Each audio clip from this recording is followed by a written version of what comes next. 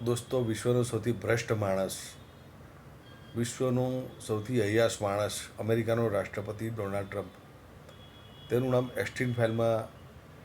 બહાર આવ્યું છે અને તેના કારતૂતો અને કારનામા શું છે તે દુનિયા જાણી ગઈ છે. પરંતુ એનાથી પણ વધારે કારનામા બહાર ના પડે તે માટે તે વ્યક્તિ ભરપૂર પ્રયત્ન કરી રહ્યો છે અને લોકો તેને એ કઈ મનોવૃત્તિનો વ્યક્તિ છે તે જાણે નહીં અને લોકોને તેની જે કરતૂતો છે તેની ખબર ના પડે તે માટે તેણે ફાઇલો તો રોકાઈ દીધી છે, સાથે સાથે તેણે આ ઇઝરાયલ અને ઈરાક વચ્ચેનું યુદ્ધ શરૂ કરાવ્યું છે, જેના કારણે લોકોનું ધ્યાન એસ્ટીન જે ફાઇલ છે તેના તરફ હટી અને ઈરાન અને ઇઝરાયલ વચ્ચેના યુદ્ધ તરફ જાય.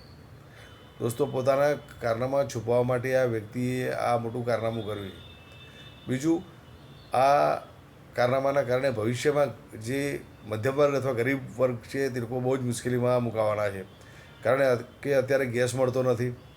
ઘર વપરાશ માટે અને હવે શરૂઆત થઈ ગઈ છે. પેટ્રોલ અને ડીઝલ પણ કદાચ હવે મોંઘા થઈ જશે,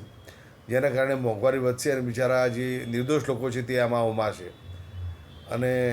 મોંઘવારીના કારણે લોકો હેરાન પરેશાન થઈ જવાના છે. દોસ્તો, તમે વિચાર કરો કે મહાસત્તાના જે